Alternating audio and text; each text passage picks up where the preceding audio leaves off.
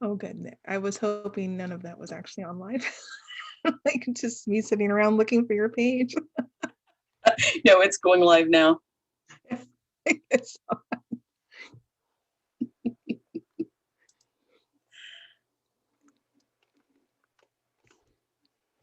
Okay, I think we are live. So, yep, we are. Hello, everyone, and welcome to Simply Spirit.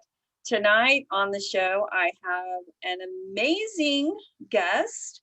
She is a psychic medium, and she's also the chapter director of Psychics Unite Columbus, Ohio. And she's also on the board of Psychics Unite. Please welcome Devin Evans.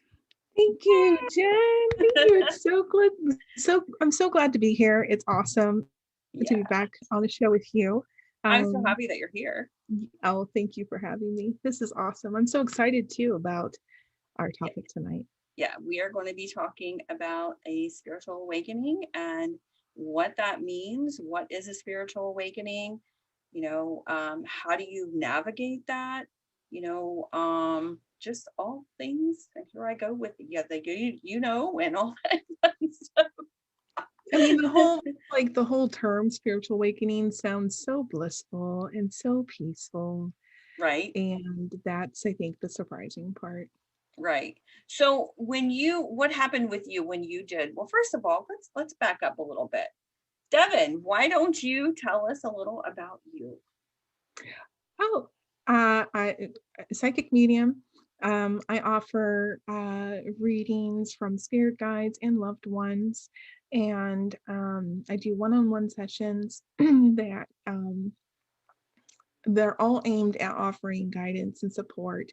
A lot of times, people who walk away from my sessions say, "Wow, I really needed to hear that," or "That's exactly what I was curious about." So um, I don't know how it works. I just show up and let spirit work through me, as any good medium does. I first started having experiences when I was a child, and then tricked myself into thinking that I was believing or make believing it all, and just doing a huge, like, world of imagination.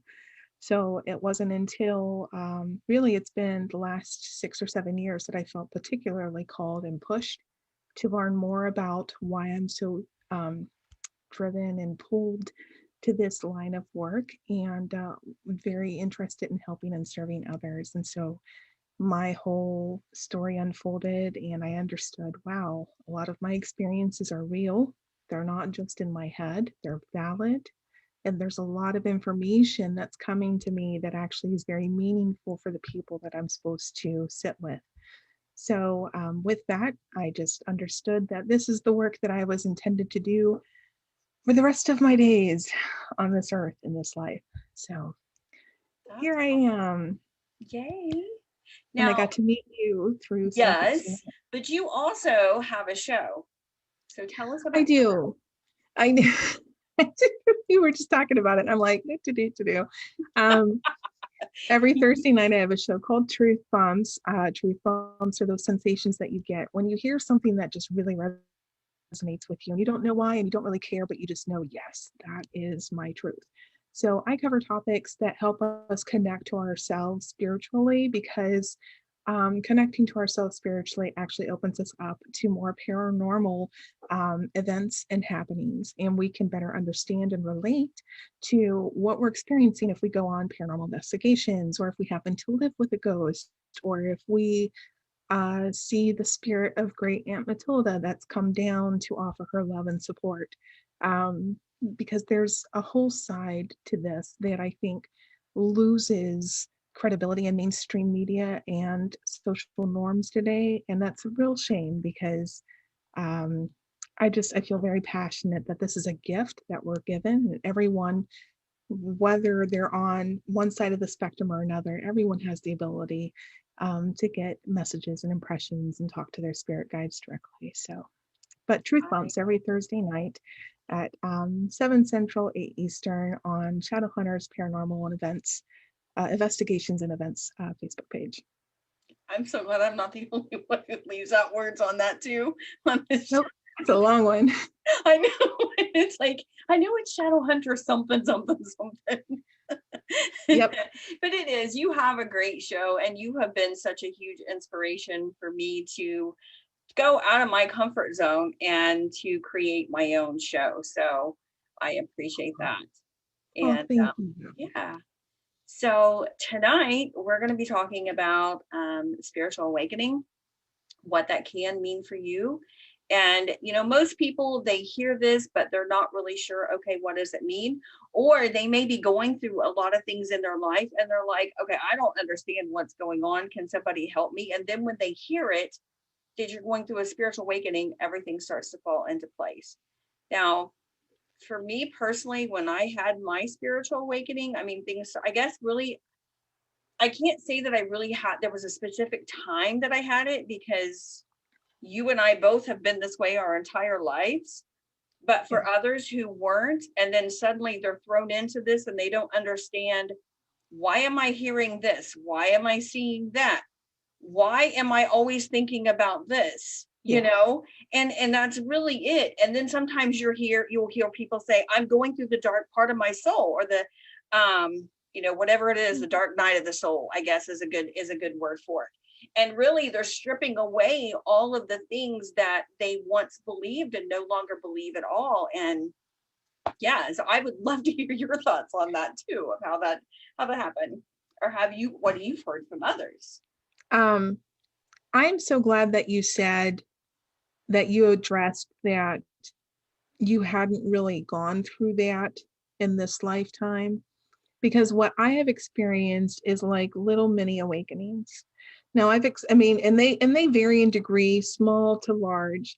And I think, just having heard you said that, I do think that there was maybe a prior lifetime when we were on our spiritual path, because spiritual journeys are not just completed in one lifetime. I mean, the whole soul journey, the whole soul experience is over multiple lifetimes. Not only do I believe heavily in reincarnation and past lifetimes, but you and I know that we have had prior lifetimes before. I've met other people where I've had prior lifetimes before.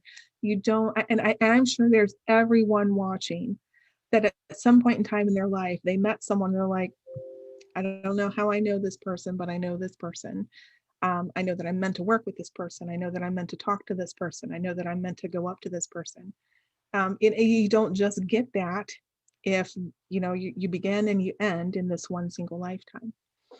So with that said, I do think that there are lifetimes that we have lifetimes that have significant spiritual awakenings, and dark nights of the soul as we go through our journey. And then after you have that first one, which I'm not going to lie, guys, it can be a doozy, and we'll get into the reasons why.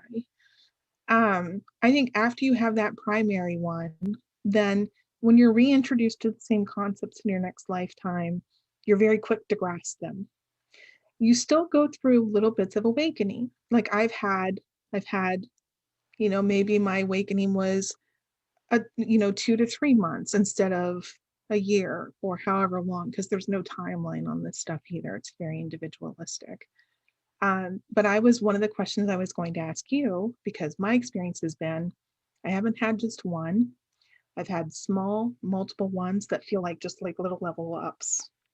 And it's like you hit a level and then you sit there and you let that integrate, right?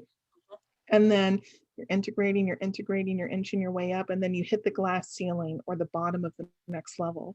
And then it's like another awakening when you get through that. And that's a little bit rocky, when you're going through that transition, because what you're doing essentially is you're ending this and you're integrating, or you're starting anew, and you start to integrate that. Mm-hmm. So that's been more my experience in this lifetime.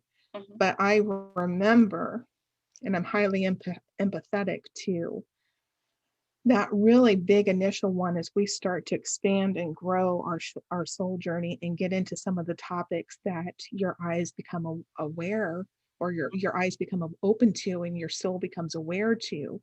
Mm-hmm. It's almost like understanding in a split second, all at once, that some of the things that you were told were not full truths. Mhm. And now all of a sudden in your path, you're ready to start getting exposed to new concepts, things that would maybe freak you out a little bit. Mhm. And you start becoming very inquisitive. But as you're being inquisitive and you're growing into this, then, like you said, you're also kind of you're grieving the old, right? Mhm. Because with every change, there's a new gained and an old that's lost too. Absolutely, absolutely. And I totally agree with you on the leveling up. We hear a lot of people ask these questions like, "Oh my gosh, why is this happening?" And then all of a sudden it stops. And it is a leveling up, and it's like, people start to believe, they start to take a look, an inventory of their life of, oh my gosh, why am I doing this? Why am I eating all of these things when I know it's not good for me? How do I change that? And you have so many things coming at you at one time, and then all of a sudden it just stops, and you're like, is this it? And then a few months later, or even a week later, it starts up again, and all of these processes go, and you're like, oh my God, what is going on?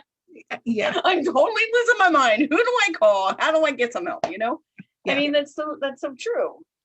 yeah. The So big one for me, the big one, oh God, this was so big. Why do I say yes to everything? yes. Someone's like, hey, do you want to do this? And inside I'm like, no, I don't want to do that. I don't feel called to do that. I don't want to do that. I'm not invested in that. But yet my mouth is like, yeah, sure, I'd love to. And then instantly you have now Hmm. caused this misalignment, right? And so you're outward. Now you've got to spend a lot of energy not only keeping up the facade outward that you're who you are naturally in your state when things are aligned, Hmm. but now internally you're like you're trying to battle down resentment, and you're trying to battle down anger and frustration.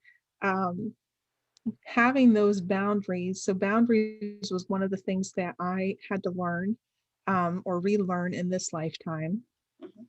And knowing that, the way I started looking at it was, just because someone invites me to do something doesn't mean I have to accept the invitation. Right, Thank you so much for exactly. inviting me to help you. Unfortunately, I'm not able to right now, or I'm not going to right now, but I hope everything works out.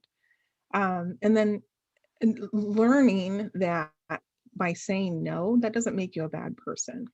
Right. Um, it actually saves you from showing up as a person that you're not really, in those situations. Hmm. Boundaries is just one thing that you can start looking at.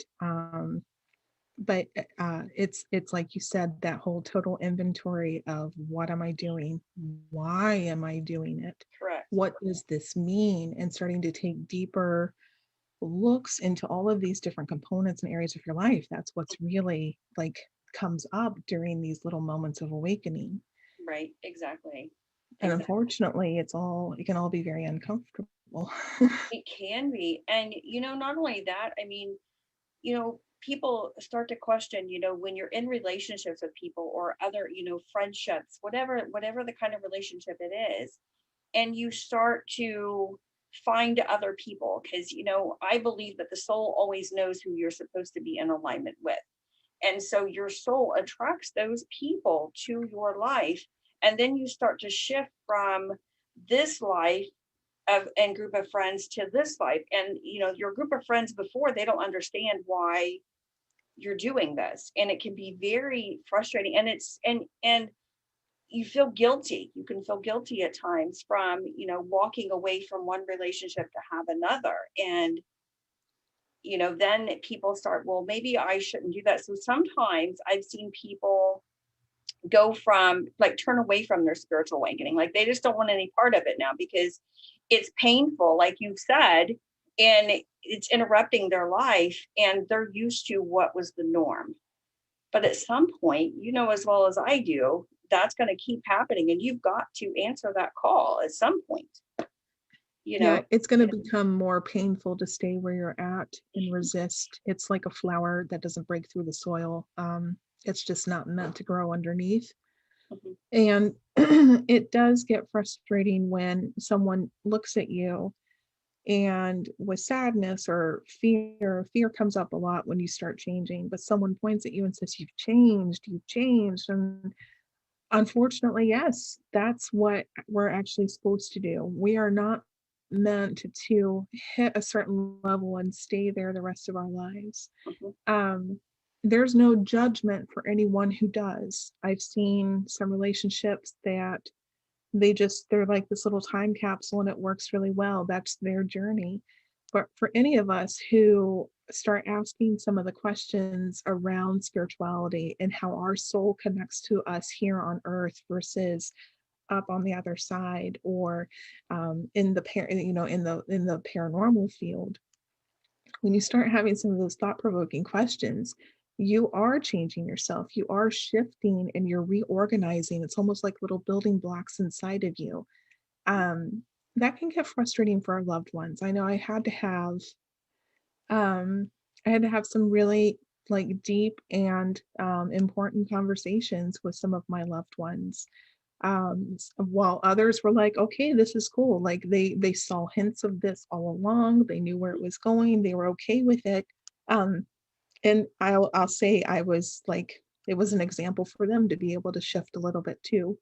Right. Um, and that's the downside. Like if you choose not to, if you are being called to a certain thing and you choose to not take that on, then you are actually like putting a stop to all of the numberless or limitless numbers of people that you would influence and encourage to do their own thing too. Mhm. So that's the side of this that we don't see. We see all of it literally is feels like the path less traveled because it can get emotional and tricky and dark and scary and lonesome. Mhm. But while you're going through it and as you're going on to the other side of it, the amount of people that you touch, you may never know, but it's there. And Absolutely. you will see evidence along the way too. Like it's important for you to do this in this time that you're given to do it. Right. Absolutely. So what do you say to people who come to you and say, "Hey, I'm going through a dark night of the soul. How do I walk through this?" I mean, how do you explain what that is? Or maybe they know, maybe they're not aware of it, or maybe they've heard, "Hey, I've heard this. Is this really what this is?" Yeah. The first thing I do is if they're open to it is I just give them a big hug because I'm like, oh my baby, come to me. Um, because I think everyone in that position could really use just a big, genuine hug. Um, but I also like to understand a little bit more about what they mean by dark night of the soul, because like I said, it's very individualistic. And one person might, for during their dark night of the soul, they might have to heal through a lot of anger issues. Hmm. One person may have to heal through a lot of pain or emotional hurt. Another person may have to heal through really strong, misguided opinions or biases. It's a little bit different for everyone. Hmm. The one thing that's consistent is if you are awake enough to say, hey, I'm having these experiences and I'm going through this dark night of the soul and I want help, like that, it doesn't matter what you're working through and there's no judgment anywhere on the board. You're already a new person to say, I recognize what's happening and I want help. Hmm. But based on what they will tell me or what they would share with me on their experiences, is really going to impact like how I might offer them support. Hmm. And also keep in mind, some people just want to talk. They don't really want support, and you respect that too. Hmm. Sometimes it's just nice to know that you've got someone to talk to and you're not alone. Hmm. Um, but the number one thing I think I would recommend to everyone is um, to give yourself some grace and love and patience, Hmm. because we as humans have this amazing habit, and it's actually a trauma response I've come to learn, where we want to rush through the um, the unappeasing or unappealing parts of our lives. So I just want to get it done. I just want to get it done. I just want to rush through it. Right. We don't allow ourselves the time to process the feelings that are going to come up during that time. Mhm. And so what happens is the universe is like, all right, listen, if you're not going to give yourself the time, we're going to give you a little bit more to make you have to take the time. Mhm. That usually shows up in health concerns. I can't tell you how many times I've thrown my back out because I was pushing myself too far and too quick. And you know, when your back is out, all you've got to do for 5 days is lay in bed and nurse it back to health. Man, that's a lot of time to process the stuff that comes up. Mhm. So understand that when you are there and you're feeling these really tricky feelings, it's okay to be uncomfortable with them, Mhm. but it's very important to still be with them. And what that looks like is giving yourself some solitude away from others if you can. And I know we could talk about how tricky that is for like single moms. Mhm. Um, but giving yourself the space to be able to acknowledge, okay, I'm angry. I'm angry. I'm not going to get violent about it, but I'm angry. And this is why I'm angry. And I'm not going to judge why I'm angry. And I'm not going to really over process why I'm angry. I'm just going to feel the anger. Right. Because what happens in those moments is that it comes up and you feel it intensely for about 15 to 30 seconds, maybe a full minute. And then as long as you can stay present with it enough to feel it, it literally dissipates. And Mhm. that's what it means to process and let go of your feelings. Absolutely. And I know it sounds simple to Yeah. explain all of this, but I was never taught all of this. Right. No, and I don't think anybody ever is. I don't think we're ever taught how to do any of that. And I also think that we're also taught that you just deal with things and you go on. Like we've never been taught to say it's okay to feel that anger, that pain, whatever it is, you just don't live there. Yeah, you feel what you got to feel, you work through those emotions, and then you pick yourself up and you move on. And it doesn't happen overnight. Nobody's saying, okay, well, you have this one day you can grieve and cry and scream and do whatever you want to do, but then tomorrow you got to be over it. It doesn't work that way. And I think that's something that a lot of people don't get. And I think there's a lot of men that don't go through that. And they're experiencing all this, but their ego won't allow them to go there, be like, oh, no, no, I'm not going through that. I'm not having no spiritual awakening. I'm not, experiencing all this stuff. All is good and great. And, they keep going. So you're right. We're never taught that. Yeah, It's our something that we society, figure out. right, our society does not perpetuate mental health days. Our society doesn't perpetuate emotional health days. Mhm. If you wake up and you're feeling strong feelings, none of us really have the luxury of saying, I'm sorry, but I'm going to be 2 hours late while I process the sadness. Mhm. You could be without a job. So Mhm. then we are taught that we have to shut it down. And, when you go back to revisit it that day, you may not have, like, it's going to take more energy for it to come up and come out. Yeah. Um, Like, so some of the practical ways that we can work around that a little bit is, and I feel like a broken record. I think everyone knows what I'm about to say. It starts with M and ends in editation, but girl, hey, girl, I go there too. I'm right there. I mean, literally, you and I finish each other's sentences. So, that's when you know you're onto something.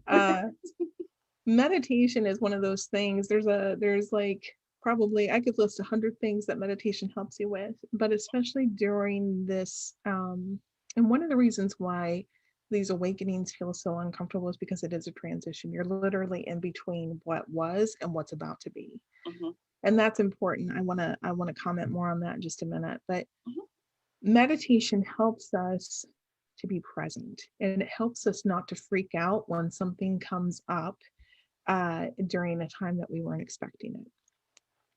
And I think meditation also helps us to fortify ourselves and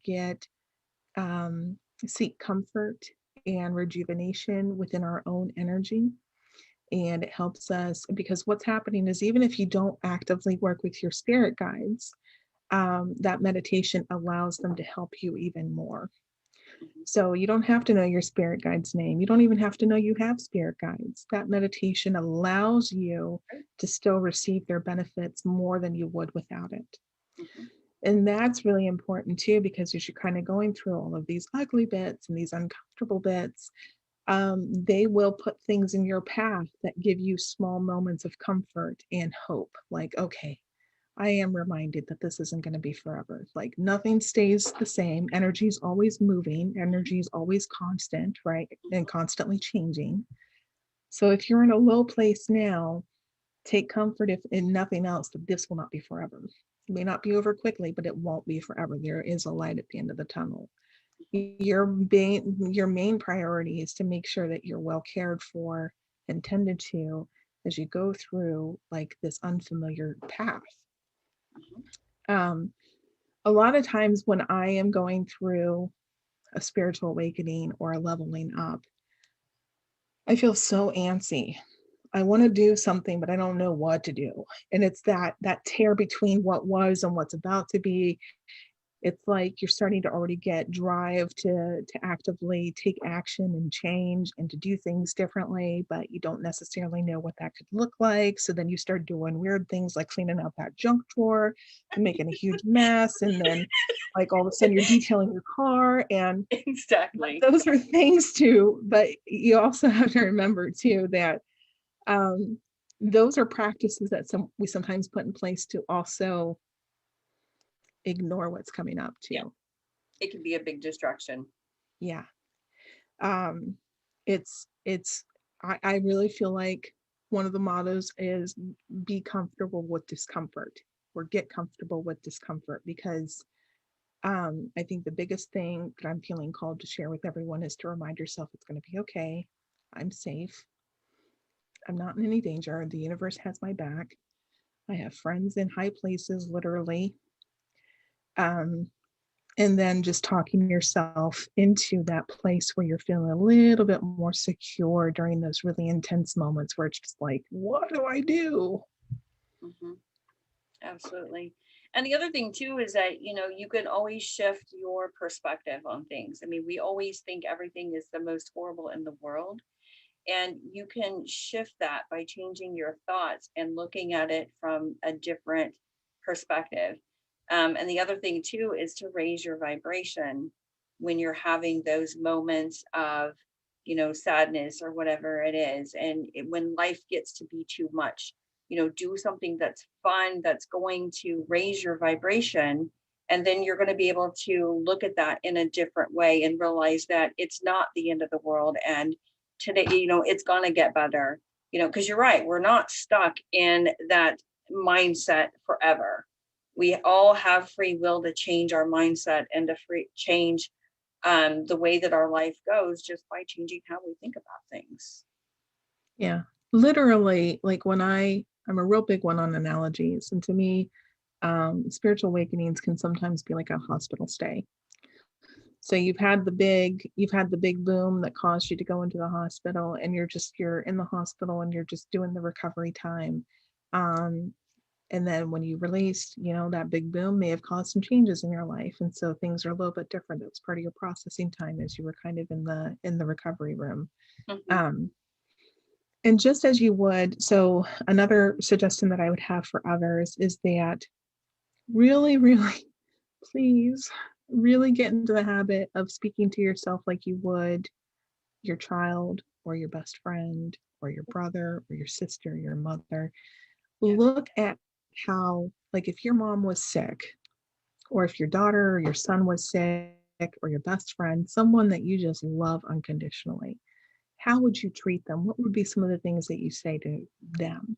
Mm-hmm. And literally have those same conversations with yourself. Like my internal dialogue could literally be a sitcom, but I promise you, it works. It helps when I'm sitting there going, honey, I know you're not feeling well. What's going on? And then I'm like, okay, well, I'm feeling really anxious and I'm tired and I don't want to do this right now. I know you don't want to do this, but can you imagine how amazing it's going to be when you get to the other side?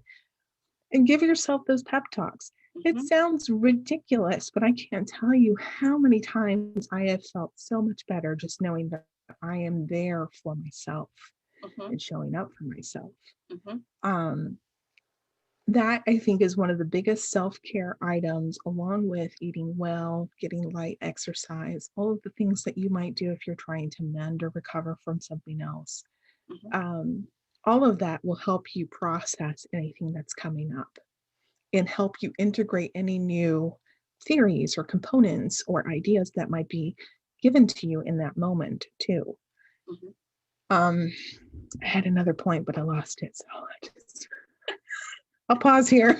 It happens. It happens to us all. But I mean, it's so true. How can you take care of others if you don't take care of yourself? But we You do. know, and maybe what you're saying, maybe the that what it doesn't sound silly. Let me say it this way. It doesn't sound silly because we do have a higher self, and we do get messages from that higher self. That helps us through and guides us through whatever it happens to be. However you want to look at it. But we do have a higher self that has all of the information and can access all of that and just sends us downloads just like our guides do. Yeah. Yeah. So I look at it as it's just you having a conversation with your higher self.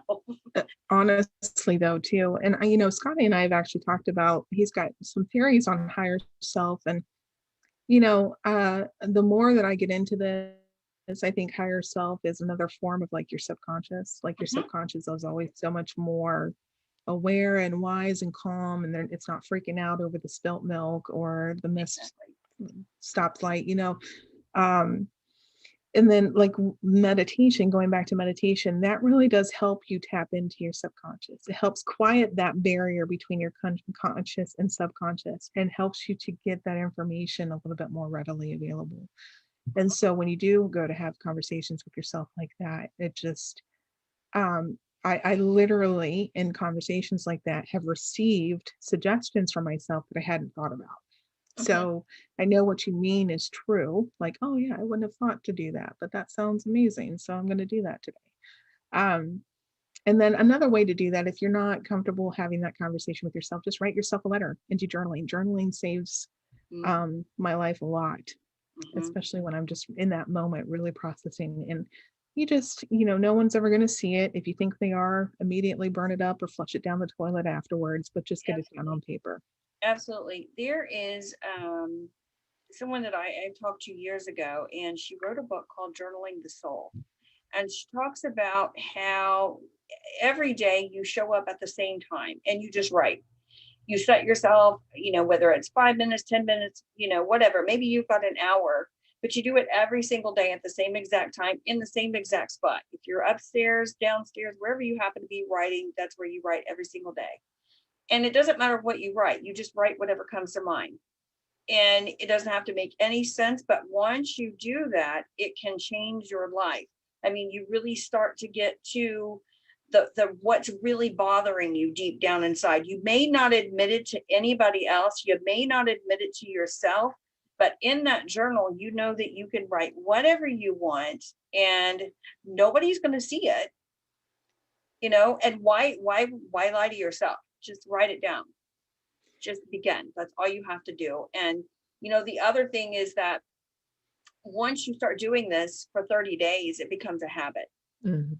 And if you look back at all the things, you'll start to see a pattern of things that has been on your mind, but you just don't want to address. And at some point you have to address it. So Yeah. I mean, I agree. Journaling is something that is just amazing. I mean, it's right up there with meditation. Which in a sense it is a form of meditation. Yeah. So I often do them together. I'll meditate and then I'll journal about my experiences, and I get even more information while I'm journaling about my experiences in meditation. mhm, Um, the whole point in meditation and journaling, what you're doing is you're disrupting the pattern. You're mhm, stopping the pattern long enough to be able to question and to get that information, which is really important when you're going through transitions, because you can't necessarily rely on the way you had been doing things, and you're still figuring out on the way that you're supposed to be doing things. mhm, And that could get frustrating in and of itself. So the other thing too, obviously, is if you're going through this process and you're feeling very upset, um, or you're just kind of struggling to, you know, go through this transition is reaching out to others and talking with them. It's very, very important. I know sometimes it's difficult. I sometimes get in the habit of keeping my mouth shut because I don't want to spend the energy it would take to explain something to someone when it's about myself. Like, I don't know how to explain it, but I'm feeling kind of nuts today. Or I'm just like, I can't sit still, but I don't want to do anything. And it's always that extreme too. Like it's just that I can't explain it. It's you just never know what you want to do. Nothing ever sounds good. And just sitting where you're at also doesn't sound good. Um, but the more that you can kind of get that out and talk to someone or have friends, and that's why I'm so grateful to have met you and so many other beautiful souls through Psychics Unite, and having the beautiful support group that I have, of people that I knew prior to that. Like there's always someone, even if it's just a text message, like, girl, I am like, ah! And Right. just even that little act kind of helps you, um, come to terms or just acknowledge that I'm not necessarily okay. I think I know I'll be okay, but right now I just need a little extra support. Reaching out to others is really, really important. Yep, I agree. I agree. And I was just gonna bring up Psychics Unite too. I We're on the same page Woo! again. Of course. This is so weird. I mean, if we weren't on the same page, I'd be like, what That the would be heck is weird. going on today? Well, and I was thinking earlier, we were just talking about doing some joint stuff together, and I'm like, it would be a really fun episode is finding the one thing that we disagree on. That what that would look like if we talked about something that we disagree on. Like I don't know what that would even look like. I don't even have a clue. Maybe on different ways to fix something, to cook something. That might be it, but I thought food. I thought food too. Like maybe fruit, something that we like, don't like. Yeah. It would be a ridiculous debate that nobody would be interested in. that would be too funny. Hey, that could be a great blooper segment. I'm telling you, oranges. No apples.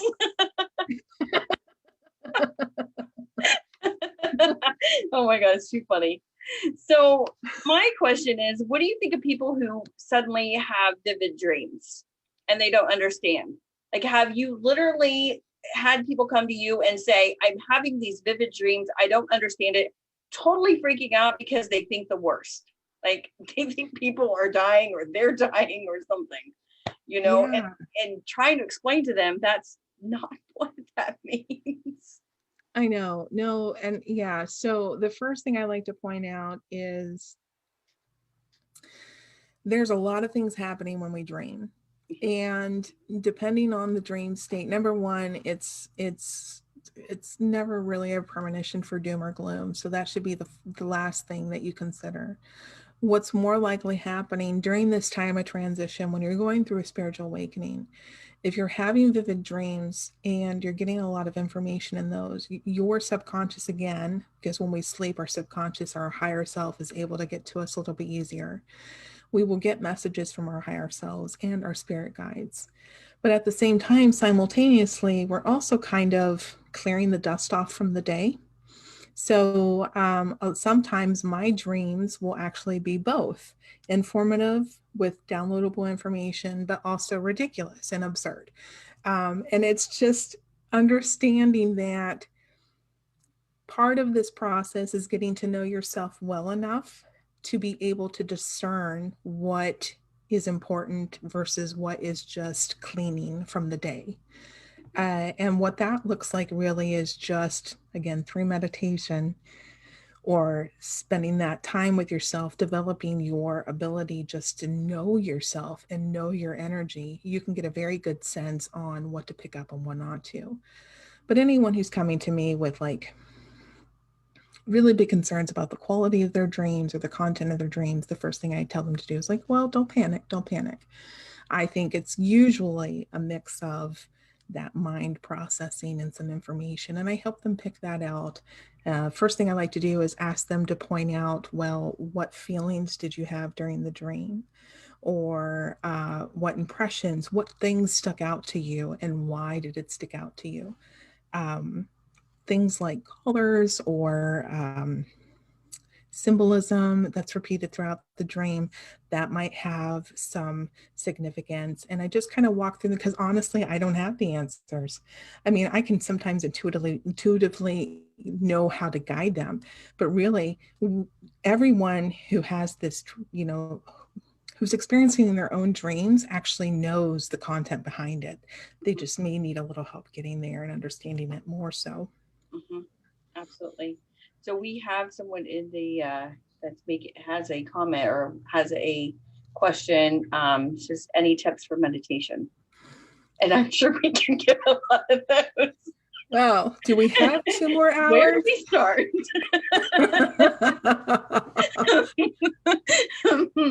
Well, we could shotgun this. We could all right, start small. What's your tip, Jen?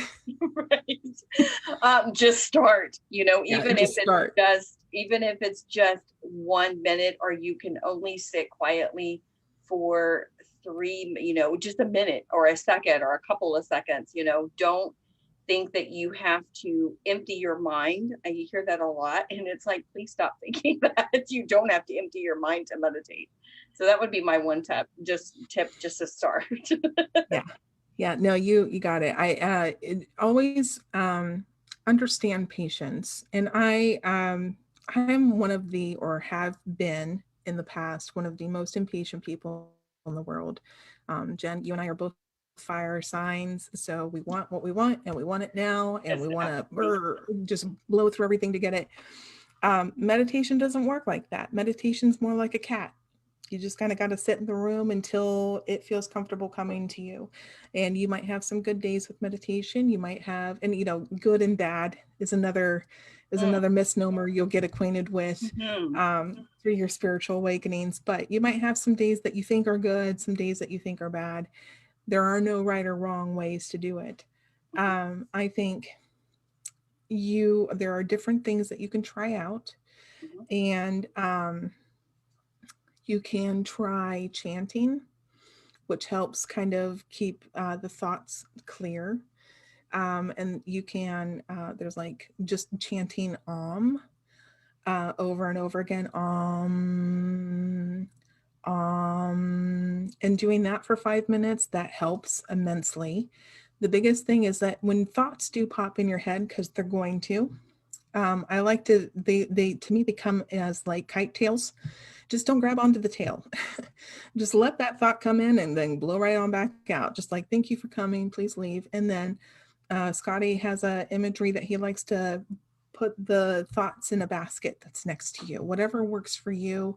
I've used the imagery of dropping a leaf down into a brook that carries the leaf off. Just don't, if your grocery list pops in, don't roll with it. Just like, oh, that's interesting. And then come back to whatever. You can focus on your breath. And on a candle flame. On a candle flame. You can just do a walking meditation and focus on your steps. And what that looks like is just being very present on your footsteps and rolling your heels and one step at a time. And then what's the quality of the sidewalk that you're on? What are the noises that you hear? And just being very present and not getting carried away with your thoughts, because that's the basic concept of meditation. Yeah, absolutely. And, some people think that you have to be sitting. I mean, a lot of times I like to do this every day. When I'm in the shower, I'm not thinking of anything at all. And that's where I get the most of my downloads. And just sitting quietly, you don't even have to close your eyes. You don't have to be focusing on your breath, a candle, anything. Just sitting quietly in itself is a form of meditation. It's really just quieting the mind so that you can just be present in the moment. So I agree with that 100%. And actually, what I've been experiencing lately is, as I'm going through these transitions, these spiritual transitions, if there's a day or a moment where, man, I don't know what is wrong, I can't put my finger on it, but I am not happy. Something's not right. There's general unrest within me, right? That's when I'm going to just sit on my bed I do for that moment close my eyes because that's just what works for me. But I fully agree. You don't have to close your eyes, but I'm just going to take a deep breath and I'm going to scan my body. Mhm, And the moment I find where that general unrest is in my body, I just sit with it. And that over time, just sitting with it and just focusing on that and clearing your mind, mhm, that's when it starts to come up that, oh, there's this thing that happened to me when I was a kid that is now coming up for me to take a look at. mhm, Or, oh, that's why that thing that happened yesterday bothered me. So that it's an example of the reason why meditation is so important, or one of the reasons why meditation is so important, because it really does help you, like what our society lacks, and it's not just society, what human nature often lacks is presence mhm, and just being in the here and now. And mhm, I think that's the reason why a lot of people are uncomfortable with journaling, because that means they literally have to focus on every loop or every letter, and they have to put that thought into paper, and it forces them to be present.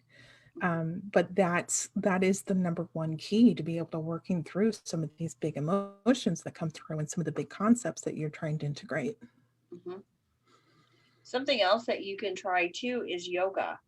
Mm, Yoga is a great way to kind of get into a meditative state. And, there's just some simple poses that you can do. And it's just amazing. But, it's entirely up to you. There is no right or wrong way to do it. It just is what feels right for you. Some people like to do a guided meditation, some people can't do a guided meditation. Some people need to listen to a certain type of music. Some people prefer not to. Some people prefer to go for a hike. I mean, there's so many different ways, but it's all individual to you. You just have to try different things and see what works for you.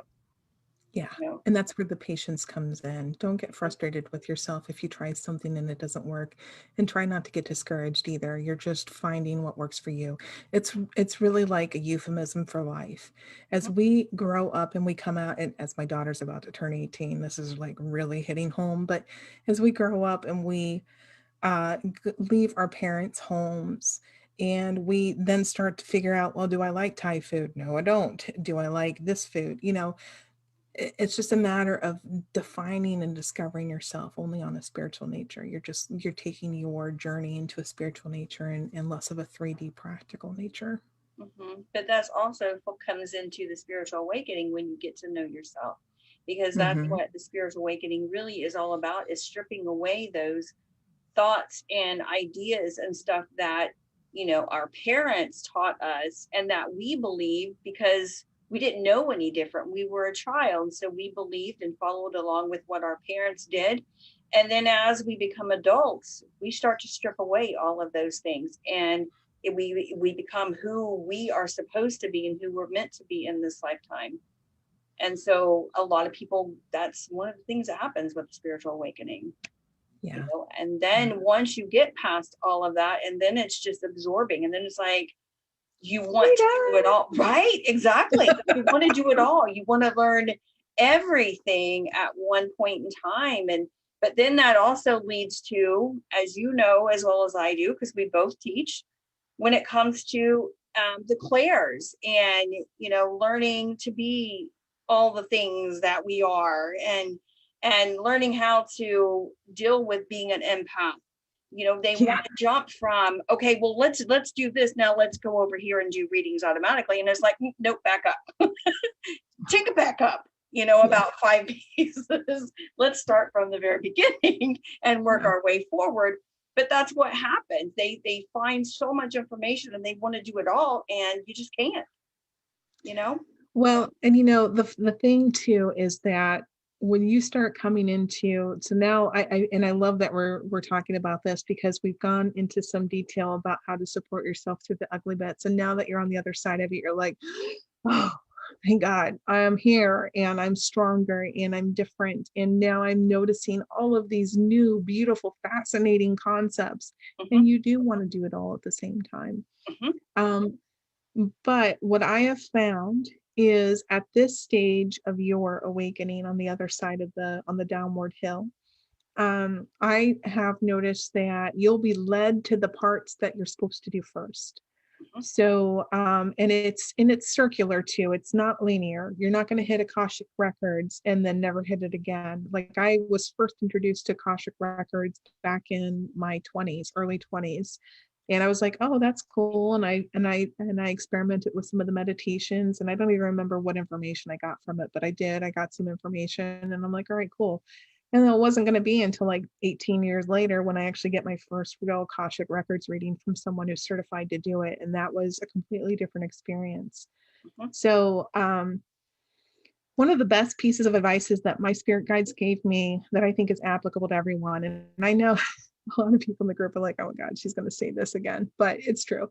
So,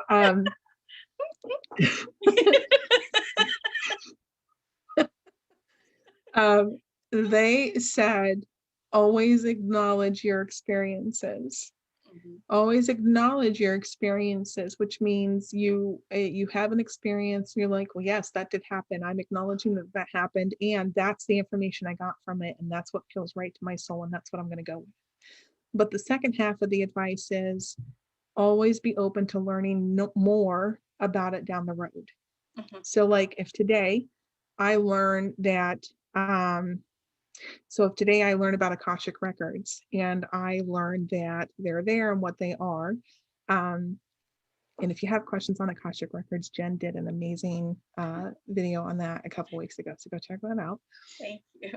But if you have questions, like if I learned today that the only way that I can reach my Akashic records is to have someone read them for me, if that's the message I got from my guides, then that's what I'm going to roll with.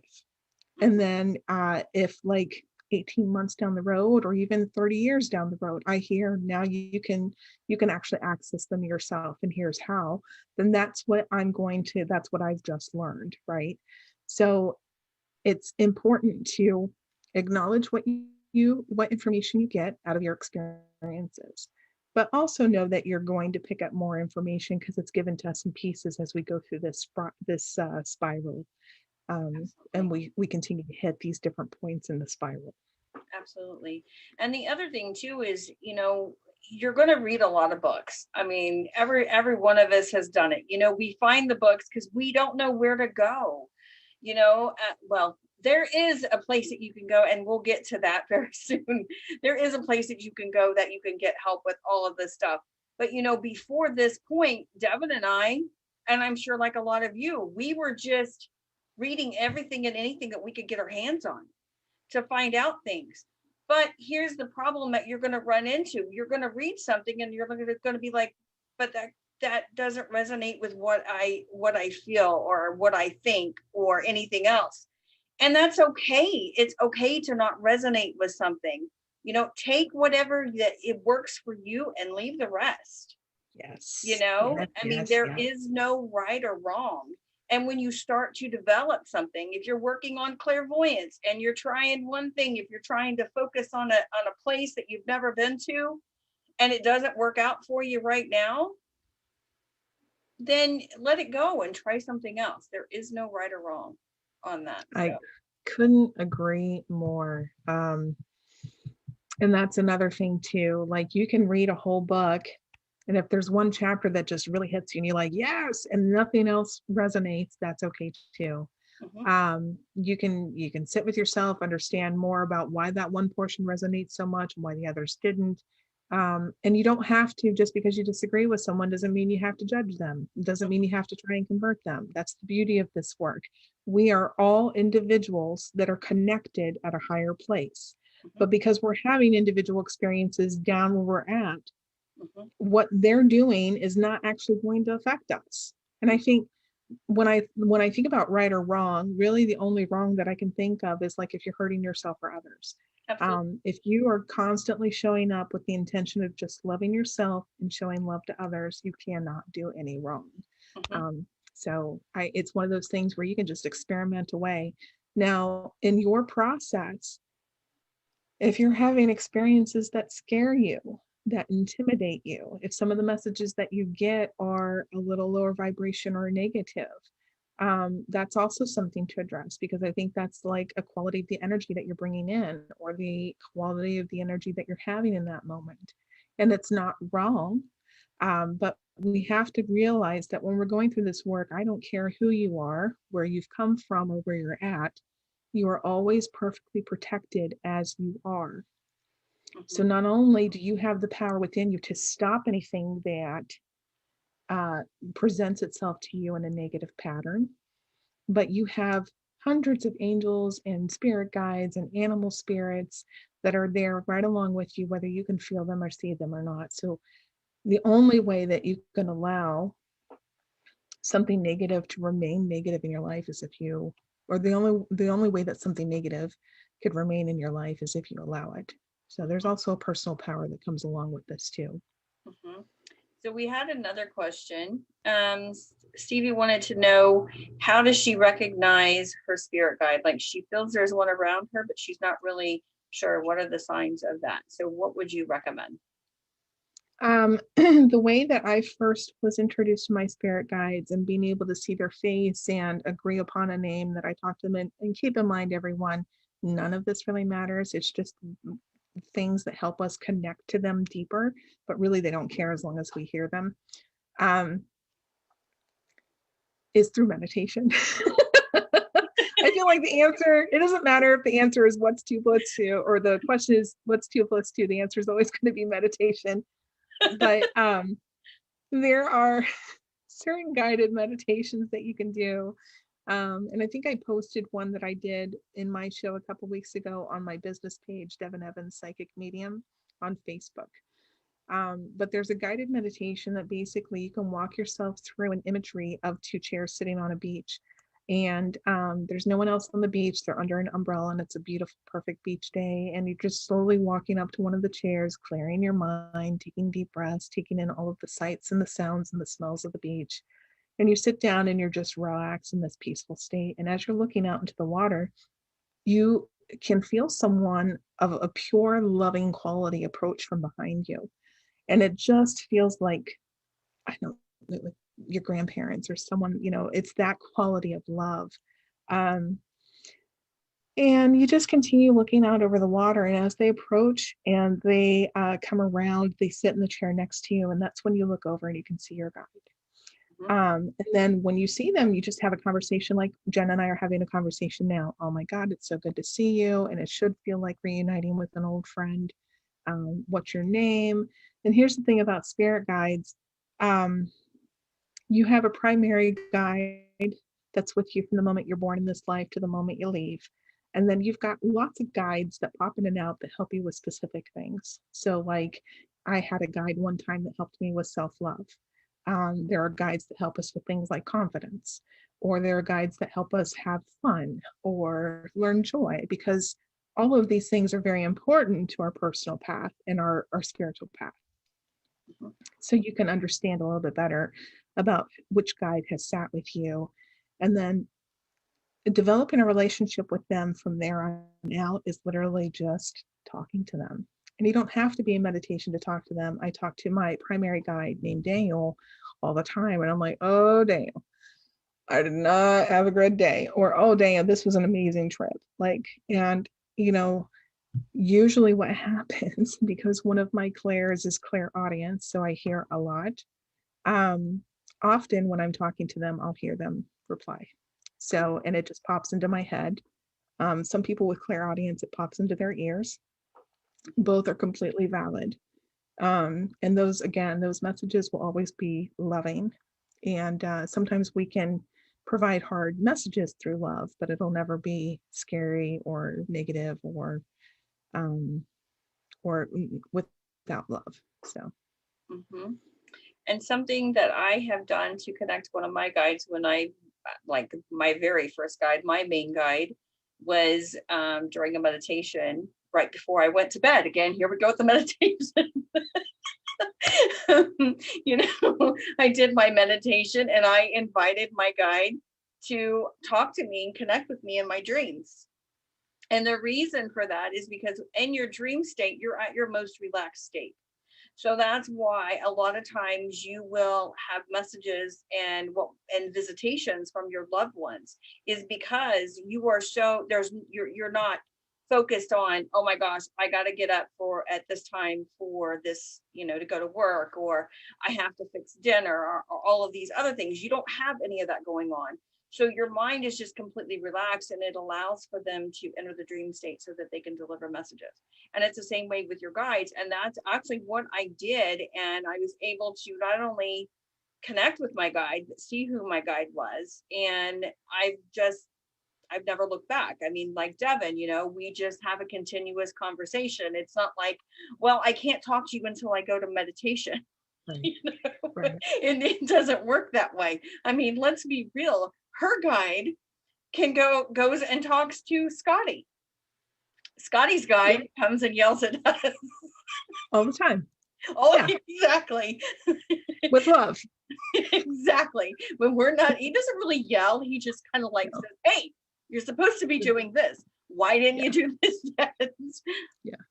We're getting there. Like a jab, jab, jab. Yeah. Right. Exactly. We're getting there. We're getting there. It's just taken us a little bit of extra time, but hey. I mean, we're not stubborn or anything. Oh, no, not at all. So that's some of the things that you can do. And the other thing too is, another thing that I have done is to visualize a blackboard. Again, we're going to go back to meditation because that's where you're going to see it. And ask your guide to write his or her name on the blackboard, and go with whatever name comes to you. Don't overthink it. I have a lot of people who overthink it, and they're like, well, it can't be that easy. My guide can't be called Sally. I mean, we're expecting seriously, I'm sure I'm not the only one where people think that they have to have this really long, drawn out name that you can't even pronounce. And I mean, sometimes that might happen, but it can be really simple. Mm-hmm. Yeah, it can be. And honestly, I'll be straight up with you. Your guides actually don't care about any of that as long as you're connecting with them. Absolutely. Their primary goal is for you to hear them. Now, the deeper that you can connect with them, the better the experience for both of you. But can you imagine having a best friend that you can never see or hear, and how frustrating that would be for them when they are like, girl, you needed to make a left. I need to make that left sometime, please, for the love of all that's holy, hear me. So often I think they will pick like my guide. And again, I don't want to complicate things, but my guide has chosen an image that I knew him from a previous lifetime. But since then, as we've gotten to know each other, he's shown me images from other lifetimes. And, I think all of that has just given me insight to the type of relationship that I have with him on the other side, and how we're developing and growing with each other here in this lifetime. And that what you're working on really is just building up that trust. Right. Because when you wake up one morning and your guide's like, I need you to eat an orange and then walk down the street. Not an apple. You got to trust that, like, you don't want to question that, because apparently something that you're aligned for will unfold during that time, even if it doesn't look like it in that moment. And then sometimes I just want to be like, haha, I got her to walk down the street. Did you see that? Right. Exactly. And it's okay too. Yeah. Exactly. And I think they show themselves in a way that we're comfortable with. If we're not comfortable with certain things, they're not going to appear to us in that manner. And the same way with your loved ones, if you're not comfortable seeing them, at the age that they were, or whatever it happens to be, they're not going to present themselves to you in that manner, especially if you've never met them. That might freak you out a little bit, be like, I don't even know you, and you're here. What's up with this? Well, interestingly enough, so here's the thing about loved ones. Loved ones aren't necessarily, they can be a spirit guide of sorts. They're there. Loved ones can pass on and transition to the other side. And they can choose to say, you know what, I'm not going to reincarnate until my current soul family is taken care of. Like, I have a grandmother on my mother's side who watches over me. And I have a grandfather on my father's side who watches over me. Now, the interesting thing is, my grandfather my grandfather in this lifetime passed away around the time I turned one, just within like a month or two of when I turned one. So I never really got to know him.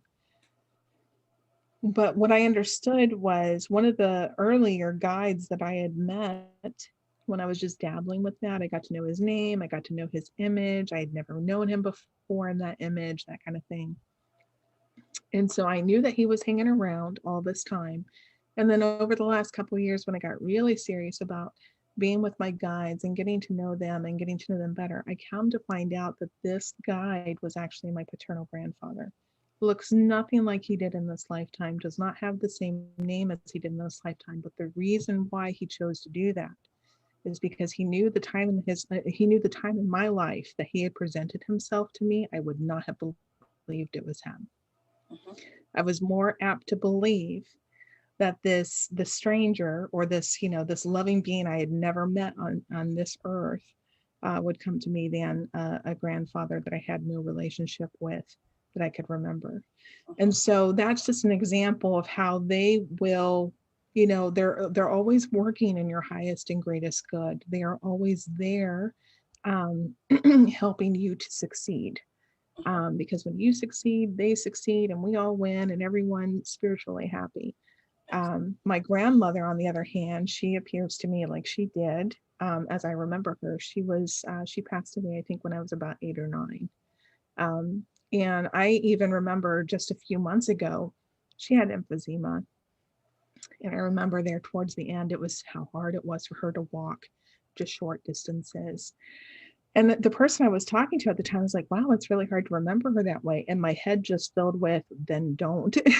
And so my grandma was like, you don't have to remember me that way. You don't have to think about that way because I've left all of that behind. Mhm. And even though I've chosen this image, she doesn't have nearly any of the struggles that she had when she was here on Earth. Mhm. So, Yeah, and sometimes when you're having your spiritual awakening, you will experience things like that, and it can be a little alarming. And and there's so much to learn about everything. And as Sandy pointed out, I do want to make sure that we say this: practice, practice, and practice, as Scotty tells us over and over and over too. yeah. We Yep. have to practice in order to make it as perfect as we can. That's how that always works. But for all of you who are going through a spiritual awakening and you're wanting to know where you can turn to get some help, to have some people who understand what you're going through, there is a place that Devin and I are part of, and it's called Psychics Unite.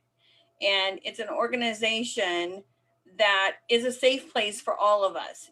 We can go and talk about the things that we're going through, not just our spiritual awakening, but we can talk about general everyday life of things that are happening, because just because you are a spiritual person doesn't mean that you don't have things that happen in your life the same as everybody else, because believe me, we do, and then some. Mhm. So I Yes. mean, what do you want to say on that, Devin? Well, I can't stress enough how much of an open, loving environment Psychics Unite is. I highly encourage. I think a lot of people. I get the sense that whenever we bring Psychics Unite up, a lot of people are like really intimidated. These are meetings. These all chapter meetings are held every Monday night in Zoom. If it makes you more comfortable, you don't even have to put your camera on. Now, eventually, I mean, we love to see each other's faces, but if it makes you more comfortable at first, just show up and announce yourself and sit back and see what it's like. Um, we are, I have found more support and more, what's the word I'm looking for? Not camaraderie, but basically more in common through this spiritual journey in just the last 11 months than I have in the last 20 years of my own and finding my way. So it really is a place that if you've got questions on things like meditation, spirit guides, if you're having experiences and you don't know what to think about that or how to feel about that, if you have any questions whatsoever, like Psychics Unite is it's a very open and kind free resource. Absolutely. And then as we're always growing, we have chapters throughout the Midwest, and we're continuing to grow those out. So I think everything's kind of been dampened at the individual chapter levels just over the last 12 months with COVID and that kind of thing, but we're starting to get things back up.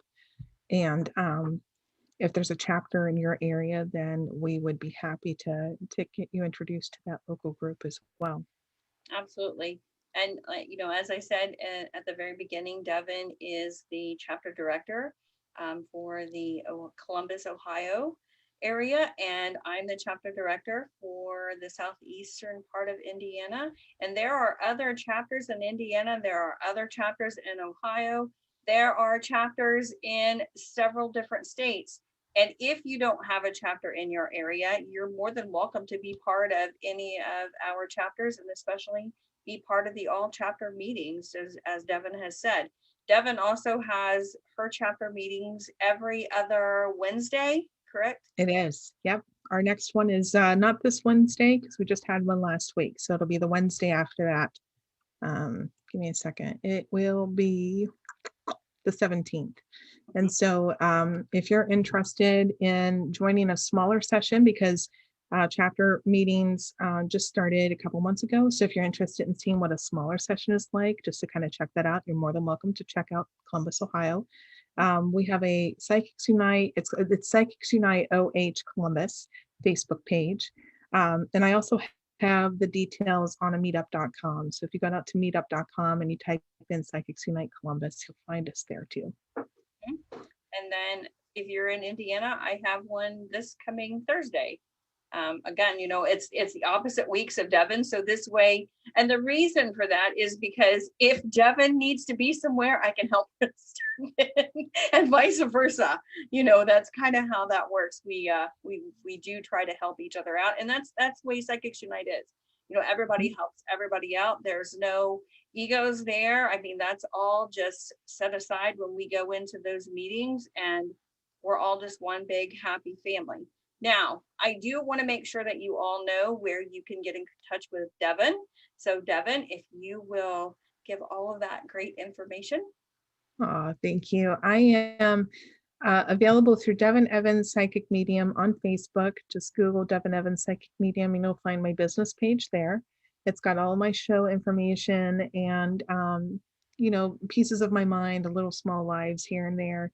And you can book me through there if you're interested in a one-on-one session. I also have a website, devinevans.com. And you can find my social media through there. There's links to it there. I'm on Instagram through it's Devin E Medium, so it looks like Divine Medium. And Twitter I think has the same handle too. So really and then you will always catch me out in the ether during my meditations. You can drop into one of those too.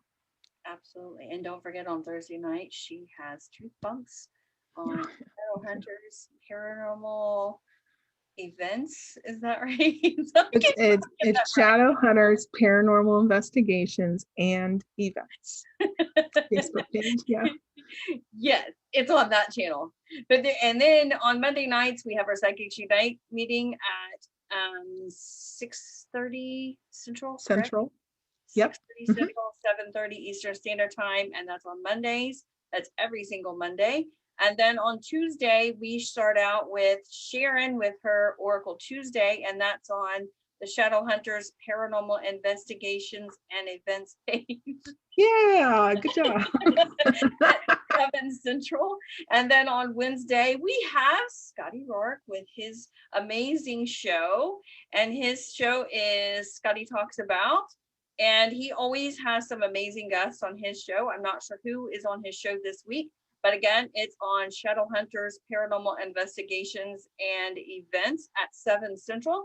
And then we have Devin Evans on the Thursday with her amazing show. And I'm not sure what her topic is. So we'll just be all surprised on Thursday when it's announced.